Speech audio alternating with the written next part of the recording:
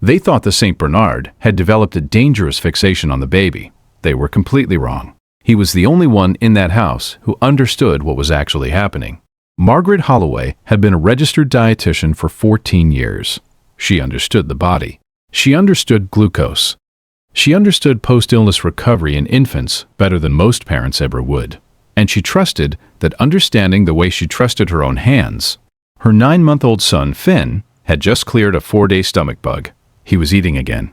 Soft banana, a little rice cereal, his temperature was normal. His color was back. He was, by every measure Margaret knew how to read, recovering. Atlas was a 6-year-old St. Bernard who had lived in that house since he was 8 weeks old. 182 pounds of deliberate, unhurried calm. He had watched Finn come home from the hospital with the same stillness he watched everything. Positioned, present, undemanding. He had never once nudged the baby, never once broken from his usual routine of floor naps and slow circuit patrols of the first floor. Until that Tuesday morning, Finn was in his bouncy seat on the kitchen table. Margaret was making coffee, 4 feet away.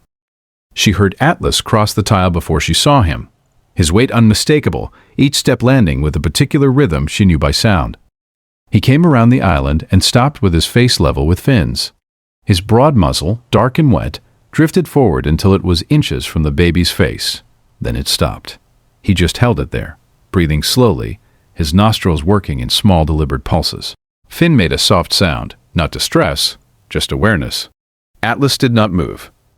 Margaret watched for 10 seconds. Atlas, leave it. He didn't. His eyes didn't go to her. He lowered his head another inch, closer to Finn's mouth, and his nostrils went faster. She moved him back by the collar.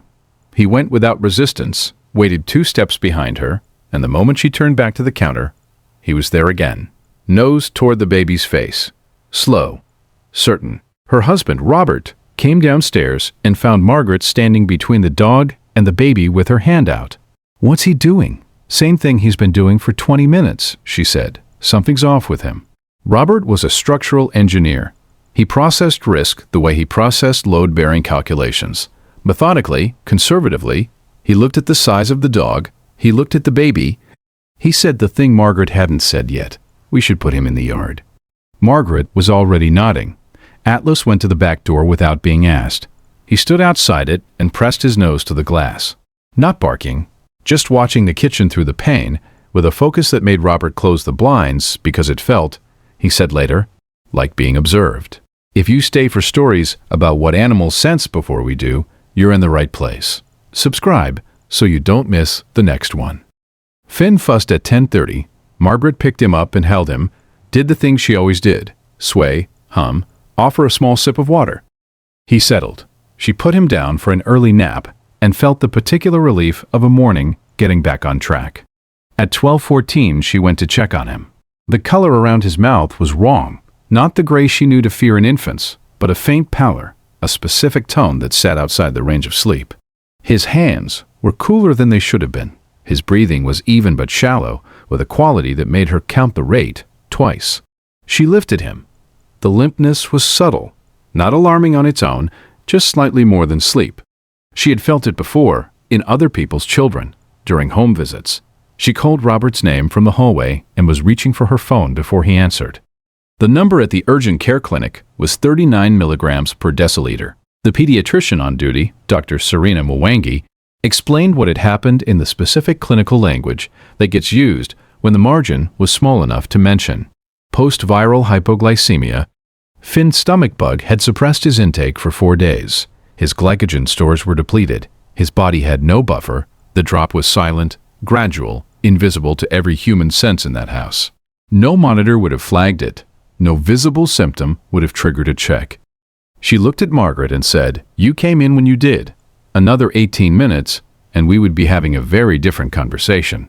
Has your dog ever done something you couldn't explain until it was the only thing that made sense? Tell us in the comments. These stories deserve to be heard." Margaret sat with that number for a long time, 18 minutes. Then she went back through the morning, Atlas pressing his nose to Finn's face at the kitchen table. Not aggression, not fixation. He was reading the acetone compounds in the baby's exhaled breath.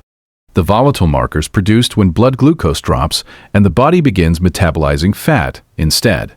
Dogs register those compounds at concentrations thousands of times below human perception, and they respond to them before any instrument in a home can detect the shift. He was running a diagnostic she didn't know how to run. Her hand on his collar, pulling him back, his compliance, his patience, his return. She had removed the alarm twice before she understood what it was sounding. The pressed nose to the glass. He was still watching, still waiting to be let back in to do the job. Every guardian deserves to be recognized, even the ones who never asked for anything in return. If stories like this matter to you, subscribe so you never miss the next one. They drove home in the late afternoon. Finn was warm and drowsy and fed, his levels stable, a follow-up scheduled for Thursday. Robert carried him inside. Margaret opened the back door. Atlas came in without ceremony. He walked past them both, across the kitchen, and stopped beneath the bouncy seat where Finn had been that morning. He stood there for a moment, then he lay down directly underneath it and put his chin on his paws. Margaret sat down on the kitchen floor beside him. She didn't say anything for a long time. The afternoon light came through the window above the sink and moved slowly across the tile. Finn slept upstairs. Atlas exhaled once, a long, slow breath, and closed his eyes. The next story is about a dog who refused to let a family through their own front door and what the police found inside. Margaret did not move from the kitchen floor until the light was gone.